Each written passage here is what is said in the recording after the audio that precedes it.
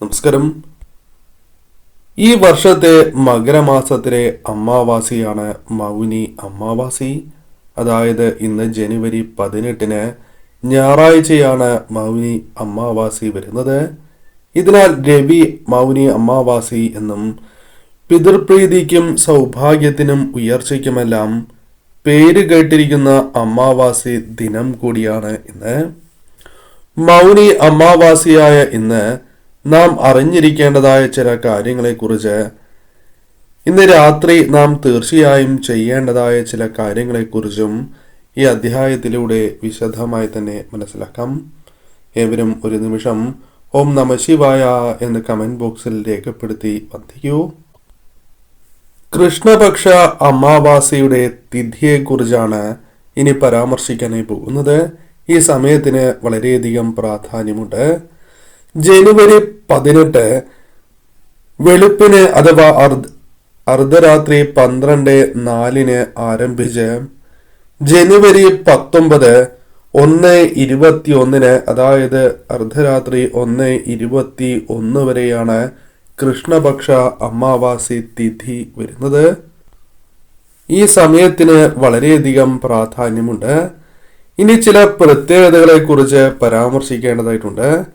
മൗനി എന്ന പേര് പോലെ തന്നെ വ്രതം എടുത്താലും എടുത്തില്ല എങ്കിലും ഇന്നേ ദിവസം മൗനം പാലിക്കുന്നത് അതീവ ശ്രേയസ്കരമായ കാര്യമാണ്. മൗനം പാലിക്കുക എന്നാൽ ഒട്ടും മിണ്ടരുത് എന്നല്ല, അധികം സംസാരിക്കാതിരിക്കണം എന്നാണ് പറയുക. ഏതെല്ലാം സന്ദർഭങ്ങളിൽ മൗനം പാലിക്കണം എന്നും മനസ്സിലാക്കാം. മുതിർന്നവരുമായി ബന്ധപ്പെട്ട കാര്യങ്ങളിൽ ശ്രദ്ധ പുലർത്തണം. മുതിർന്നവരോട് ദേഷ്യപ്പെടാൻ പാടില്ല എന്ന കാര്യം പ്രത്യേകം നിങ്ങൾ ഓർക്കേണ്ടതായിട്ടുണ്ട്. അനാവശ്യമായി മറ്റുള്ളവരെ കുറ്റം പറഞ്ഞ് പോകുവാൻ പാടുള്ളതല്ല. മറ്റുള്ളവരുടെ മനസ്സ് വിഷമിപ്പിക്കുന്ന ഇത്തരം പ്രവൃത്തികൾ പാടുള്ളതല്ല. അസൂയയോടെ സംസാരിക്കുക, പറയുക തുടങ്ങിയ കാര്യങ്ങൾ പാടുള്ളതല്ല.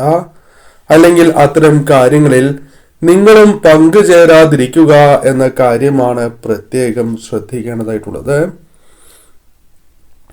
മോശം വാക്കുകൾ ഒട്ടും പറയാതിരിക്കേണ്ട ഒരു ദിവസം കൂടിയാണ് ഇന്ന്.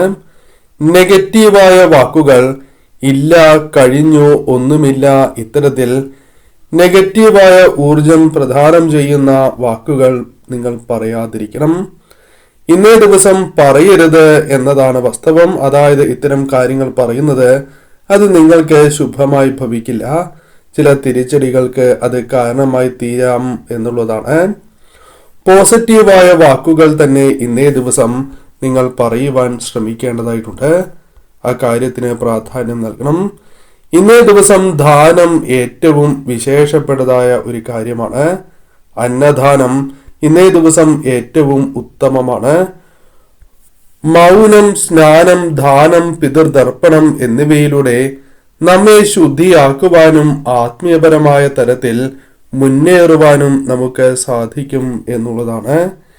എത്ര വലിയ അന്ധകാരത്തിലും വെളിച്ചം ലഭിക്കുന്നതായ സാഹചര്യം ഉണ്ടാകുന്നതുമാണ്. ആരെയെല്ലാം പ്രാർത്ഥിക്കണം എന്ന കാര്യത്തിനും പ്രാധാന്യമുണ്ട്.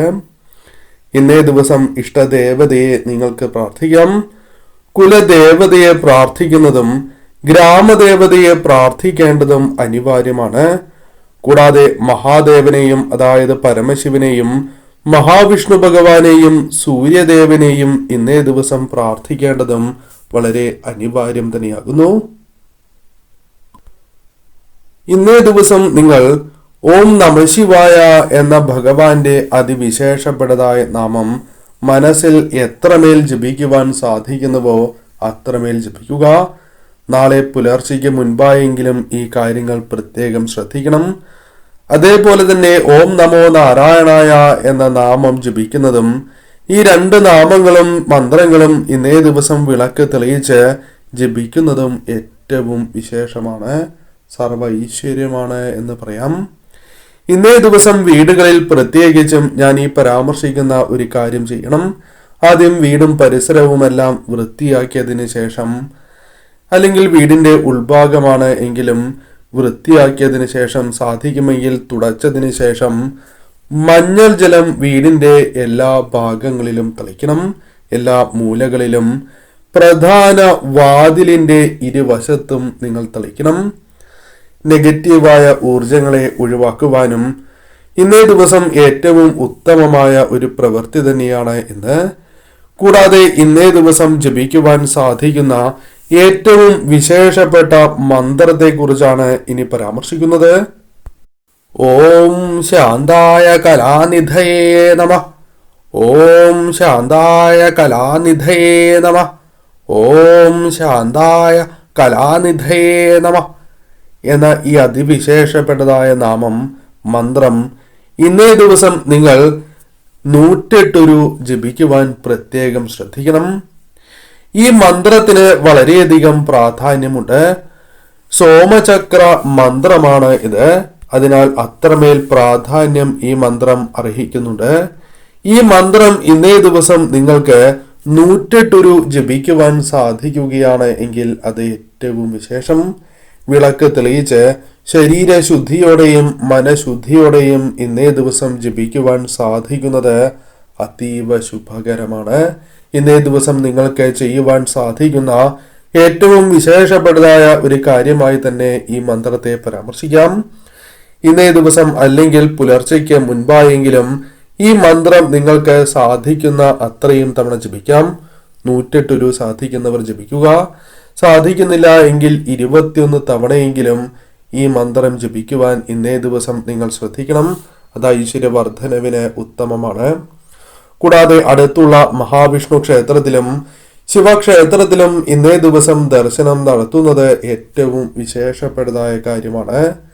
ഇന്നേ ദിവസം ദർശനം നടത്തി മൃത്യുഞ്ജയ പുഷ്പാഞ്ജലി ശിവക്ഷേത്രത്തിൽ വഴിപാടായി നടത്തുന്നത് ഏറ്റവും ശുഭകരമാണ്. മഹാവിഷ്ണു ക്ഷേത്രത്തിൽ നെയ്വിളക്ക് ഇന്നേ ദിവസം തെളിയിച്ച് മഹാവിഷ്ണു ഭഗവാനെ ആരാധിക്കുന്നതും നിങ്ങൾക്ക് ഉയർച്ച പ്രദാനം ചെയ്യുന്ന കാര്യമാണ്. ഇന്നേ ദിവസം 2 നേരം വീടുകളിൽ നിർബന്ധമായും വിളക്ക് തെളിയിക്കേണ്ടതാണ്. സന്ധ്യാസമയത്ത് പ്രത്യേകിച്ചും ഇന്നേ ദിവസം വിളക്ക് തെളിയിക്കണം. തീർച്ചയായും നിങ്ങൾ ഈ മന്ത്രം ജപിക്കുന്നതിനോടൊപ്പം തന്നെ ഇപ്രകാരം വിളക്ക് തെളിയിച്ച് നിങ്ങൾക്ക് സാധിക്കുന്നതായ പുഷ്പങ്ങൾ ഇന്നേ ദിവസം സമർപ്പിച്ച് പ്രാർത്ഥിക്കുന്നതും ഐശ്വര്യ വർദ്ധനവിന് ഉത്തമം തന്നെയാണ്. കൂടാതെ ഇന്നേ ദിവസം അടുത്തുള്ള ക്ഷേത്രത്തിൽ ദർശനം നടത്തുമ്പോൾ, പ്രത്യേകിച്ച് മഹാവിഷ്ണു ക്ഷേത്രത്തിലും അടുത്തുള്ള മഹാദേവ ക്ഷേത്രത്തിലും അഥവാ ശിവക്ഷേത്രത്തിലും ദർശനം നടത്തുമ്പോൾ കുടുംബസമേതം ദർശനം നടത്തുകയാണ് എങ്കിൽ അത് ഐശ്വര്യം ഇരട്ടിപ്പിക്കുന്നതിനും സഹായകരം തന്നെയാണ്. ഞാൻ ഈ പരാമർശിച്ചിരിക്കുന്നതായ കാര്യങ്ങൾ ഇന്നേ ദിവസം കേൾക്കുവാൻ സാധിച്ച പോലും നിങ്ങൾക്ക് പിതൃപ്രീതി ഉള്ളതിനാലാണ് എന്ന കാര്യം ഓർക്കുക. അതിനാൽ പിതൃക്കളുടെ അനുഗ്രഹവും ഇന്നേ ദിവസം നിങ്ങളിലേക്ക് വന്നു ചേരും. സാധിക്കുന്ന ഏവരും അടുത്തുള്ള ക്ഷേത്രത്തിൽ മീനൂട്ട് വഴിപാട് ഇന്നേ ദിവസം നടത്തി പ്രാർത്ഥിക്കുന്നത് പിതൃക്കളുടെ അനുഗ്രഹം നിങ്ങളിൽ വർദ്ധിക്കുന്നതിന് സഹായകരമായി തീരും. സാധിക്കുന്നവർ ആ ഒരു വഴിപാട് കൂടി നടത്തുവാൻ പ്രത്യേകം ശ്രദ്ധിക്കണം.